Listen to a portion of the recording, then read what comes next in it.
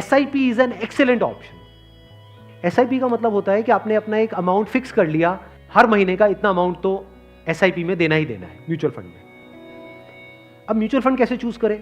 हजारों mutual fund है।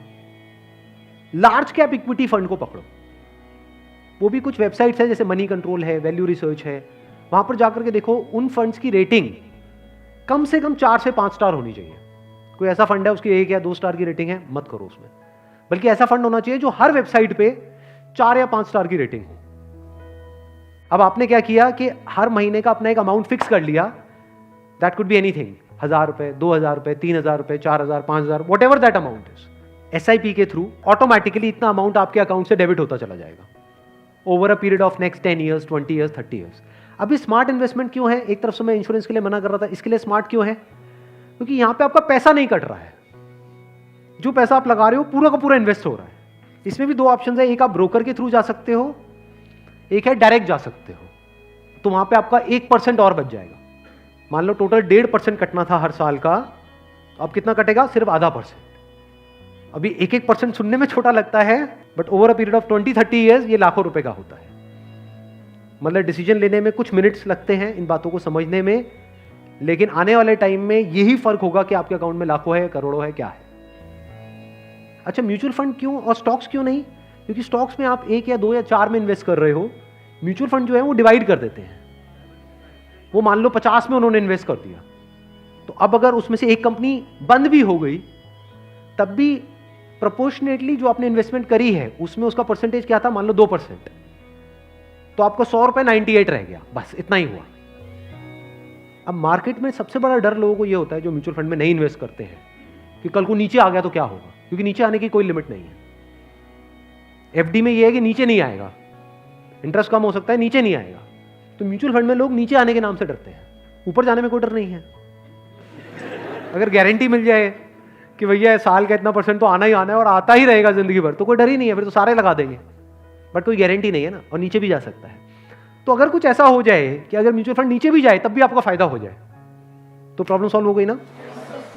ये मेरी अपनी स्ट्रैटेजी है, ये कोई किसी बुक में नहीं है या कोई थ्योरी नहीं है, ये मेरी अपनी स्ट्रैटेजी है, वो मैं आप लोगों के साथ में शेयर कर रहा हूँ।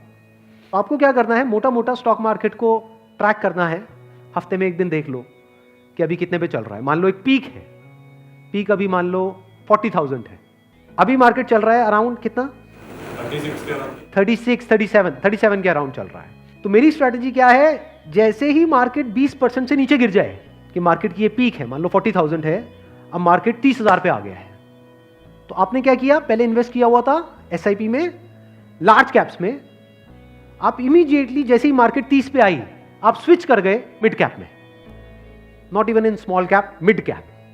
अब ऐसा क्यों किया? क्योंकि जब मार्केट 20% टूटेगा, सेंसेक्स का मतलब लार्ज कैप्स जो बड़ी कंपनीज हैं, जब मार्केट 20% टूटेगा, यानी बड़ी कंपनीज के जो शेयर्स हैं वो 20% से टूटेंगे, तो जो छोटी कंपनीज हैं उनके शेयर्स 50 से 60%, 70% तक टूट जाएंगे। तो जब वो 60% टूटा, तो 100 की चीज आपको कितने में मिल गई? 50 में या 40 में।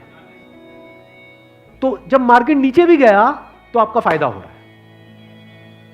ये स्ट्रैटेजी समझ आ गई? वापस से जैसे ही मार्केट जो भी लास्ट उसकी पीक थी, मान लो 40,000, उससे 20% ऊपर गया, तो मिड कैप से आप स्विच कर गए वापस से लार्ज कैप में। ये स्ट्रैटेजी जो है ये मैंने सीखी है वॉरेन बफे से। उनका जो बेसिक सा फंडा है, मतलब अगर एक लाइन के अंदर बोला जाए, वो क्या है कि जब मार्केट बहुत ज्यादा ग्रीडी हो तो डरो, और जब मार्केट डरा हुआ है तो ग्रीडी हो जाओ। बेसिक सा फंडा है।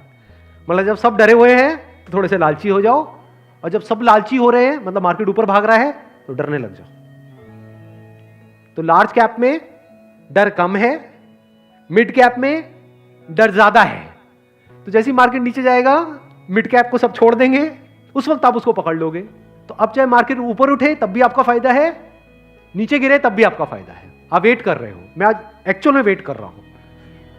लोग हैं डरते हैं, जो म्यूचुअल फंड में इन्वेस्ट करते हैं, स्टॉक्स में इन्वेस्ट करते हैं, लोग डरते हैं कि मार्केट नीचे ना आ जाए, मार्केट ऊपर। मैं वेट कर रहा हूं, जाए तो सही नीचे। समझ गए? क्योंकि लार्ज कैप टूटेगा 20%, तो मिड कैप टूट जाएगा 60%। तो मेरा 100 रुपए लगा हुआ था तो 80 रह जाएगा, उस 80 को उठा करके मैं मिड कैप में डाल दूंगा। फिर आराम से बैठ जाऊंगा कुछ सालों के लिए। जैसे ही मार्केट ऊपर जाएगा, मतलब लोग लालच से तड़प रहे हैं, तब जैसे ही 20% ऊपर गया, मान लो 48,000 पे गया, मिड कैप से हट करके मैं आ जाऊंगा लार्ज कैप में, वापस से सेफ हो गया। अब जो नया पीक बन गया वो क्या बन गया? 48,000। आज की रेट में क्या है? 40,000। अब 48,000 पे 2020 चलेगा। आ गया गेम समझ में? तो यहां से आप पीसफुल हो, नहीं तो लोग डरे ही रहते हैं, म्यूचुअल फंड के नाम से डरते हैं। क्यों डरते हैं? अरे कम हो रहा है, कम हो रहा है, कम हो रहा है। कम हो रहा है तो बढ़िया है, तब भी आपका फायदा है, और बढ़ रहा है तो फायदा है ही है।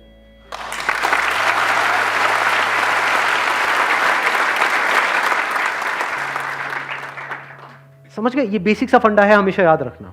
मतलब मासिस की जो साइकी है उससे आप कुछ अलग करोगे तभी आपके साथ कुछ अलग होगा, नहीं तो पूरी मार्केट रो रही होगी, आप भी बैठ करके रो रहे होंगे। अरे टूट गया, टूट गया, टूट गया, टूट गया, अरे गिर गया, गिर गया, गिर गया, गिर गया, मैं बर्बाद हो गया, मैं बर्बाद। बर्बादी में भी आपका जश्न होगा अगर इस तरह से आप समझ पा रहे हो तो।